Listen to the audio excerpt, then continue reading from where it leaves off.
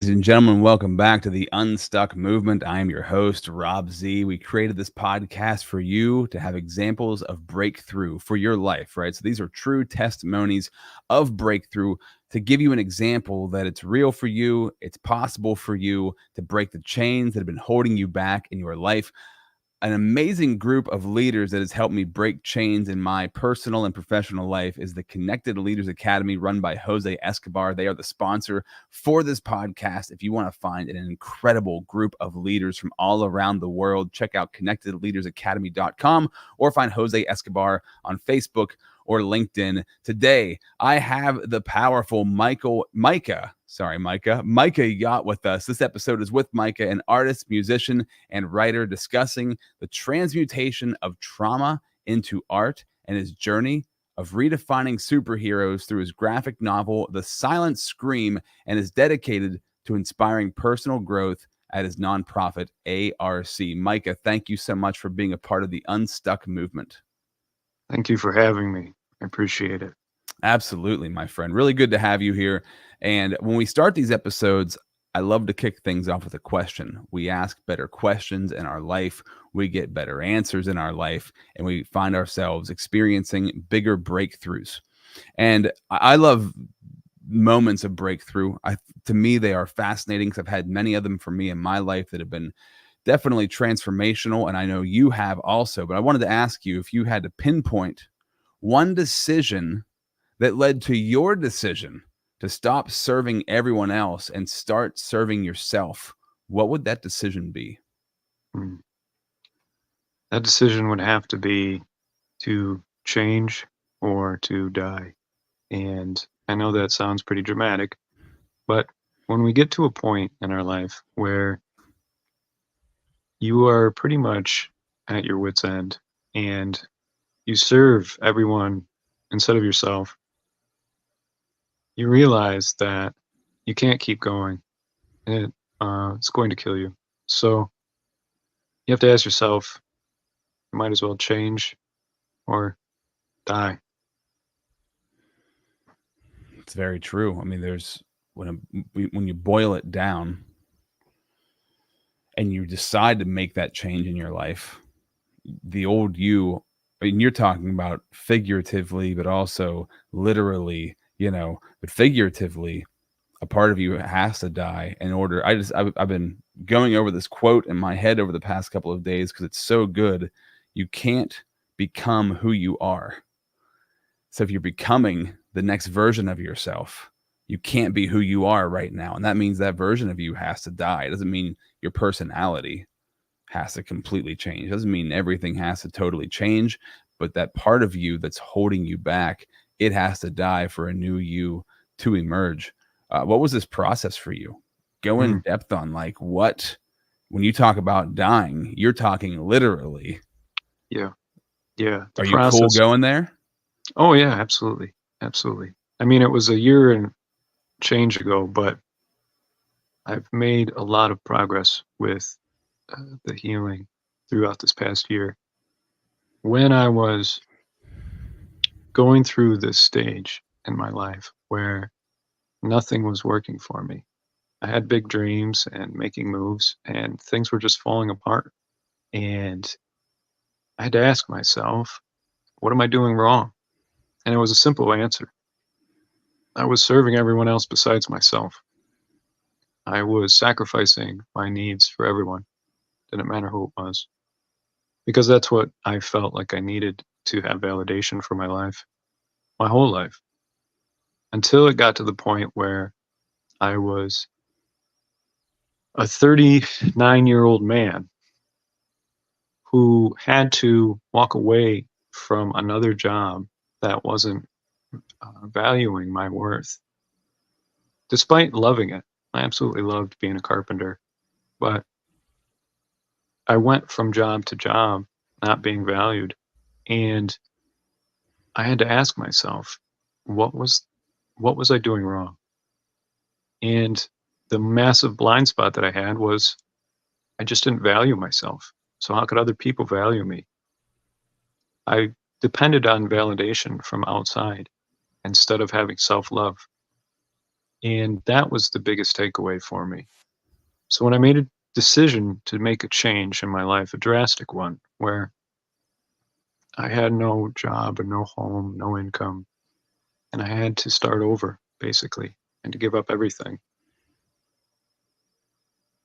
it gave me that opportunity to look at my life and ask myself, do I want to keep going or do I want to become a new person?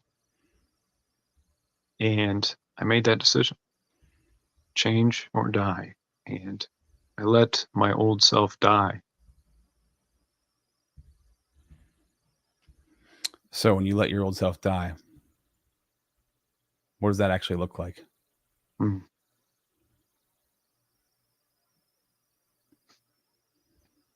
When you let yourself die, you go through a grieving process. And I'm sure we've all experienced grief in some way.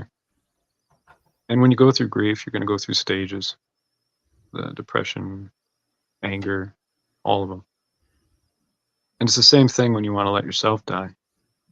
You have to isolate, you have to meditate, you have to keep reflecting until you get to the source.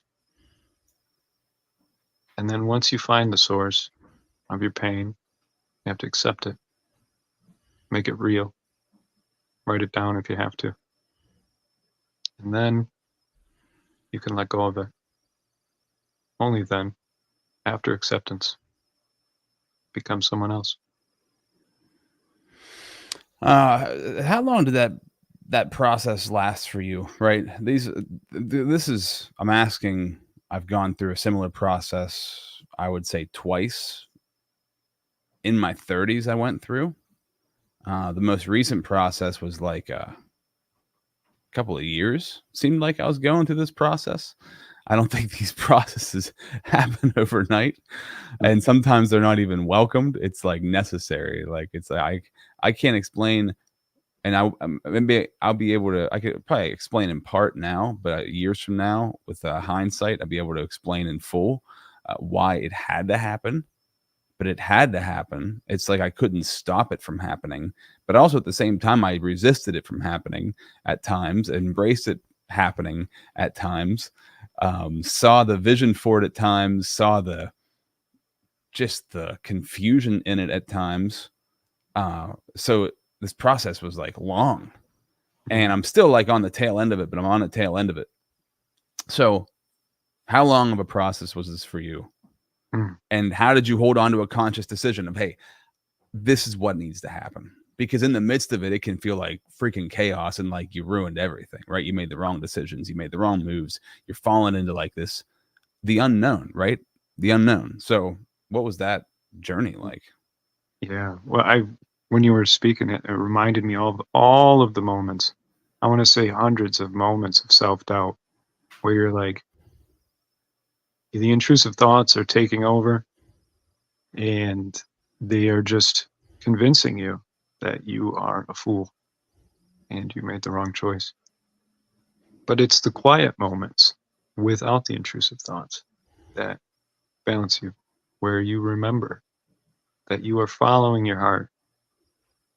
You're following your spirit and your life's purpose, whatever it is you're passionate about. And that little fire that's inside of you is going to fuel you through those moments of intrusive thoughts and self-doubt. And for me, it's like a roller coaster ride of pain, unraveling, discovering new layers of trauma and acceptance of that trauma before you can move on to the next step. And it is so painful to keep doing it over and over again, but you have to. You have to keep peeling back the layers every single time you discover a new one. You have to go through the process of grief and killing yourself, letting yourself die so you can become better, a better version of yourself. It can be really excruciating, man. You know, it's not a pleasant journey at all times. It's also like, it's also, here's something that I realized. The reason I'm laughing is because I take myself way too seriously sometimes. And Mm, the more I could find me not taking myself so seriously and understanding that like this isn't about me, yeah. like everybody goes through, not everybody, but lots of people go through things like this. This is not my own unique situation. Maybe the circumstances, the way they stacked up were unique to me. But listen, like just trying to have more levity and like, listen, this is just life. Everything's going to be all right. And I'm working through this thing. Like I'm going to figure it out. It might not feel like it right now, but I'm going to figure it out. As you're coming out on the other side, what does it look like now? So you left the carpenter world behind, Mm, which awesome job. Jesus was a carpenter. You know, there's a lot of value in being a carpenter, and a skill that, man, such a valuable skill in society from the beginning of time until now. yeah. But who have you become coming out of that? Who Mm. who is the Micah that has emerged from the rubble of that period? Well, I like to ask myself that same question. Who have I become? Who have I allowed myself to become? And the current perspective that I have of myself is I am limitless now. I recognize that I am limitless. I have the ability to do anything I want. I am extremely creative problem solver. I am a powerful, inspirational speaker with much experience in life in all fields. And I am a collection of anomalies, making me extremely unusual, which I recognize that now, which can be intimidating for people. But I balance that out with an extremely kind and empathetic heart for people and the struggles they face every day, the questions and the intrusive thoughts they have, because I have them too. But that doesn't stop me from being limitless. You say a collection of anomalies. Tell me more. Mm, absolutely. So, as I said already, I'm a carpenter. So, I work with my hands my whole life. I've worked outside in the freezing rain my whole life. I have the ability to adapt to every environment, no matter what. I've trained myself to separate myself from pain, even though I enjoy it. I've trained myself to tackle every task with love, every ounce of my being, so that I don't leave anything as if it was half hearted. And every person that I meet, I can see through them. I can see their pain and their child that's inside of them. So I connect to that child because I am also just a child. So I'm a grown child that has extreme creative ability, problem solving, life skills, the ability to inspire, create music, create art, act, change shapes, become anything. So the question becomes, what do I do with it? And I have a plan that I've devised past the year. It took a long time, but I'm going to change the entire world.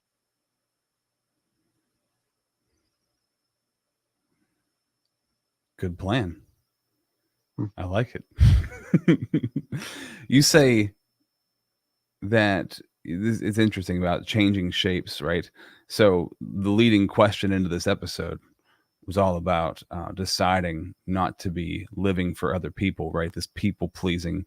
And I find it fascinating. And I love that this comes up all the time. Everything that is a curse can become a gift. Everything that's a gift can be a curse. And that curse of people pleasing is a gift in the fact that you can see yourself in every scenario and work yourself into every scenario because you have this desire to please others, right? So it's like you can shapeshift, like you're saying. I found myself doing this also throughout my life, is like something I'd always say: what is it about me that people never have a problem with me? I never have a problem with people. And what a gift, what a curse, because the curse is that I would bend myself to other people to make them happy, instead of what was it that I really, or what was the right thing? What was the just thing? What matched with my values? Who am I supposed to be being? Not like, oh no, I don't want this person to feel awkward, upset, uncomfortable, whatever it is. So I'm going to shift myself to match them and sell myself short, right? To really dying to who it was that I was supposed to be being. But to turn that around, man, to turn that thing around into a gift is powerful, because you can blend into so many scenarios. You can conversate with so many people. You can connect with anybody on a deep level because you understand that skill. And so much of life, make your mess your message. The curse becomes the gift. And when you figure that out, and we're about the same. Are you 40 now? I'm just about to turn 40 this month, actually. Okay, so we're born in the same year, and learning this stuff kind of at the same time. I think, I'm sure on different levels, but really, really interesting, man, that you share that, because what a gift to have to impact people in that way. So, all right, we have to shout out the sponsor of the podcast, but I do want to dive into some things about you and life lessons that you carried along the way with you. One of the life lessons is all things are good and temporary. I love that. I want to dive into more about what that means to you, and we're going to do that in 60 seconds.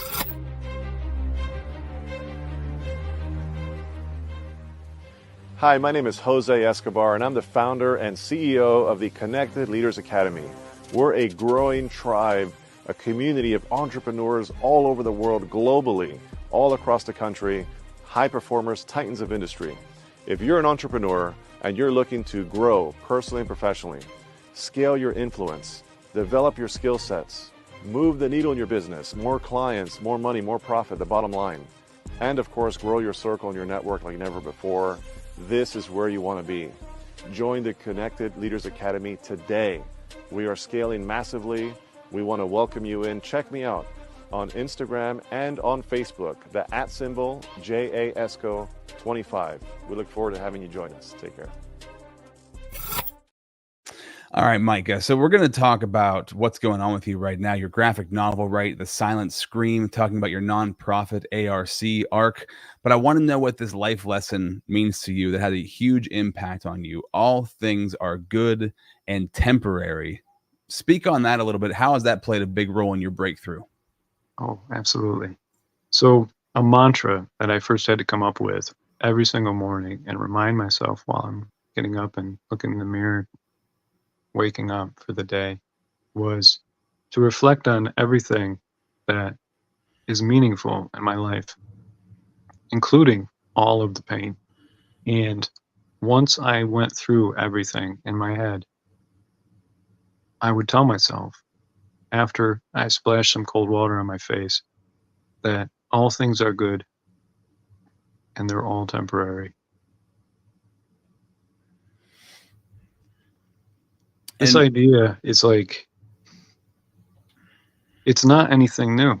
That's the interesting thing. It's like we try to come up with these new concepts, but all we're doing is recycling ideas. So this is not a new idea. This is simply just something I had to tell myself every single day to remind myself that suffering is good for me. Pain is good for me. Yeah, there's really no way around it.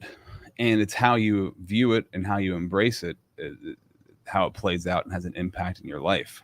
And you can find it in every nook and cranny of your life. As we were getting ready to start this podcast, I got a phone call that my son couldn't be picked up from school and I had to go pick him up, which led me to be frustrated. I'm like, really? An hour before school's out, I have to now go pick him up, which is going to cause a chain reaction of events today that throws my day off course, Oh yeah. what am I going to do? I can be pissed about it all day long and carry it around with me. And actually having this podcast lined up right as we were going on, having that happen, perfect alignment, because it gets me to recenter, like, and refocus. Okay, what's good about this? Where's the goodness? It's that I need to make more productive, proactive decisions for situations than the ones I have set up right now, which is, it's encouraging me to make better decisions, to have a better plan in place. So really, really good stuff, man, because it's so true that it's so easy just to let the day, just to get angry at the day. It's just so easy. Oh yeah. To look at it like, man, how is this working for me? That is there's a blessing in everything, and that blessing can really be powerful. So I'm curious, how does this, leaving carpentry behind, dying to your old self, writing a graphic novel called The Silent Scream, how does that play in? Is that a dream vision you've had since you were a kid that you're now coming through on? Talk about that. Yeah. One of my dreams when I was a little kid was, because I used to comfort myself with movies and video games. I was pretty much obsessed. So one of my dreams was to create a movie or a film franchise. And the other one is to make a video game or a video game series. So that was one of the initial things I did when I decided I need to change everything. So the first thing I did was write down basically my story in a very entertaining way and give all of the kudos to a guy that I find to be my inspiration with martial arts and dancing and just being an awesome person, which was the main character, the superhero. It was based off of Israel Adesanya, who some people might know from the UFC. He was essentially my favorite fighter after Anderson Silva. And watching him progress was such an inspiration to me. Watching him in interviews and analyzing his character and his child, as I said earlier, I felt like him and I were kind of kindred in a way. So I made him my superhero. He's the superhero in my story, The Silent Scream. And he is not a usual superhero because there's nothing in my life that's usual. So I decided to go a whole new route with the idea of the superhero genre, which is more realistic. It's more relatable than, let's say, Superman, an alien coming down and being super. So that's pretty much where that started. So I used him as a superhero icon, and I created a story that reflects everything in my life that I've experienced. Is this like, graphic novels? I was reading those comic books and graphic novels, 4th, 5th, 6th, 7th, 8th, 9th grade. Is that who this is written for? Absolutely not. Well, I guess that depends. It depends on if you are a parent that allows a 13, 14-year-old to experience gore, extreme violence, brutal sexual assault, and all the traumatic things that go on in life. Or if you're the parent that likes to shield your kid to pretend like this stuff doesn't exist because you like to live in a bubble. Interesting. Okay, so this is getting these graphic novels are getting pretty deep. Oh yeah, they're pretty raw. What has created that artwork? What has that done for you? Ooh. For one, it allowed me to express something that I have witnessed in my lifetime that I've never spoken about. And do it in a safe manner, a way that I don't really mind if people misinterpret. I don't mind if they paint me out to be something that I'm not. So it's given me this freedom of saying, I can say anything I want because nobody cares. You know, I think one of the hardest parts of us telling our stories is that vulnerability that comes along with it. Hey, this is me just kind of standing here naked for everybody to see. Like, here's all my stuff. Here's all the, because telling your story is usually the bad. It's usually not so much the good. The good comes towards the end. But if you're telling your story, there's got to be an arc. And so when you're telling that story arc, you got to go through the bad stuff first to get to the good stuff. And I was talking to somebody, Ann Bruce, a couple of weeks ago, she's helped thousands of people publish books. And she said, people will write their book, their life story. They've been working on this book for years.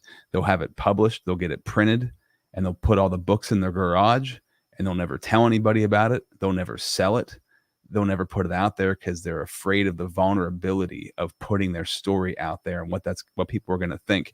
How did you get over that hurdle? Because that's the biggest hurdle to get over, is to be brutally, the first hurdle is even like acknowledging your story, turning the mess into a message, getting the story created, written, or however you're going to put your story out there. But just telling that story is such a huge part. Then releasing it is another gigantic part, to open yourself up to that public display.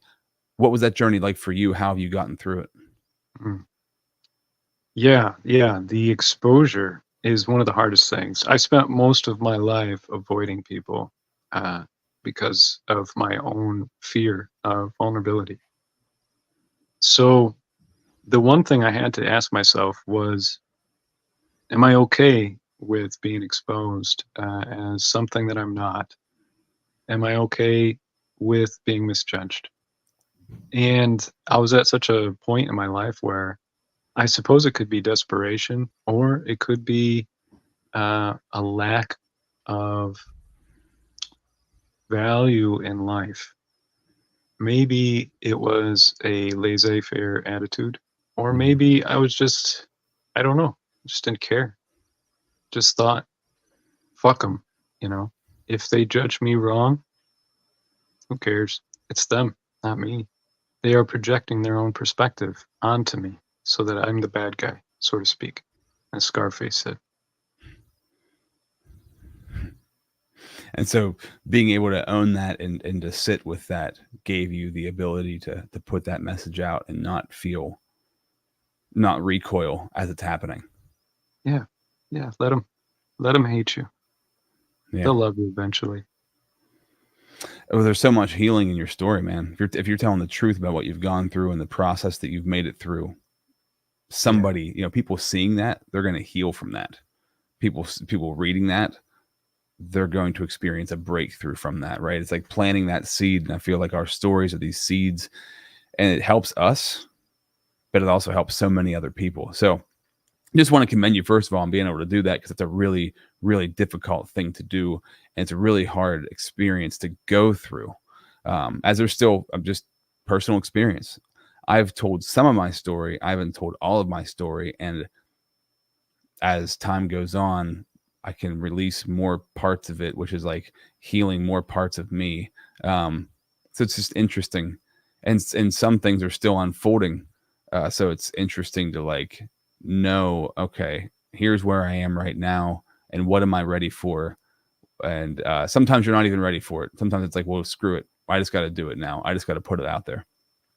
A.R.C, what is that about? So martial arts and therapy. What does the acronym A.R.C stand for? What's that about? That stands for all range combat.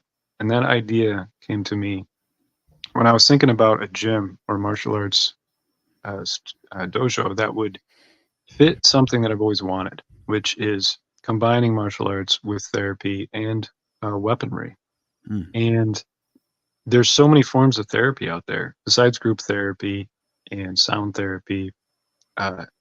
You can kind of dive into all sorts of different angles of how to reach people and the trauma that they have to carry around with them, and how to help them let go of it.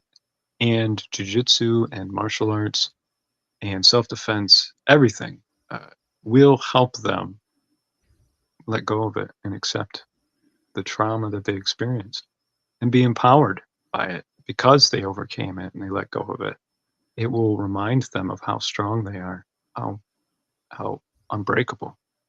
And on top of that, it allows people to join a community where they feel safe to share, because everybody there is for the same idea. They just want to heal. They want to make themselves a better person by exploring that range inside of them, that depth. And then when you want to think about the outside range, which is hand-to-hand combat, martial arts, then you go beyond that. What is beyond hand-to-hand combat? Well, in my opinion, it would be whether it's a stick or a bow or any primitive weapon. And then you can go up into guns if you wanted, which most people are afraid of guns, but there's nothing to be afraid of a tool. It's meant to do something, just like any other tool. And that's really my goal, is to help people heal from their fears, because that's really what's holding them back. Yeah, man. And the fears are all lies that have been like imposed on us by either ourselves, our background, our society, whatever that might be. And not letting those fears control us lets us realize more of who we actually are. You mentioned martial arts. That's been a journey for me also over the past 2.5 years of Brazilian jiu-jitsu, of like learning so much about myself, learning like just who I didn't know that I was, as far as like what I'm capable of. Also the ego, like checking my ego. Oh man, so many times, just over and over and over again. And also just understanding how much pressure you can actually handle physically, right? Physical pressure equates to emotional pressure, to psychological pressure, right? And when you're being crushed by somebody else or choked by somebody else, to realize you can hang on you're much more equipped than you know that you are, which has pushed me to challenge myself in other areas of my life. And I think if we're challenged in one area and see that we're capable, that also reinforces us in other areas to know that we're capable. Have you experienced that for yourself? Oh, 100%. I agree with everything you just said. When you put yourself in that position of vulnerability with another person, like Brazilian Jiu-Jitsu, the idea is we're going to pretend that we're going to kill each other. It's going to be fun. You'll and enjoy it is. And it's a lot of fun. Yeah. And you're safe. So don't worry, you're not going to die. You just have to tap. And if you think about that, the idea of tapping, it is a choice. You don't have to tap. You can sit there and take it. Like you said, you can let somebody twist your whole head off and never tap. You just go to sleep. That's okay. You wake back up. Now, as far as limbs go, you probably want to tap so you don't break a limb. But when it comes to, pushing yourself, what you're afraid of, there's nothing more than having another person completely physically dominate you and you be okay with it. Just, yeah, that's what happened. Yeah, it's a great metaphor because, in life, in many situations, I hate the word failure. I think our school system has created pass and fail. And really, if you look at a life as experiments, it's like, okay, I experimented with this thing. It didn't work out. So I'm going to tap out for a moment, but I'm going to get back into it. And that's how jiu-jitsu is. It's like, I went the wrong way here. I got caught in something, so I better tap out right now. But that doesn't mean I'm going to quit and never come back. I'm going to be right back in there the next 4-minute round or the next day or the next week or whatever, to try it again. And you build that passion and the love for going in and trying it again because you're meeting people that you can trust because you're all working together. And I look at life in this collaborative kind of way of, like you and I right now, we're collaborating right now, building trust with one another in a conversation where I'm not going to sell you out. You're not going to sell me out. We're going to collaborate to create a positive message. And in jiu-jitsu, it's like that. We're collaborating so that both of us get better, but we're also pushing each other to our limits, finding our limits and learning from one another. It's crazy the amount of life metaphors that come from martial arts. It's really, really fascinating. And I think all sports in general, but I think jiu-jitsu has a special element. Oh yeah, I agree.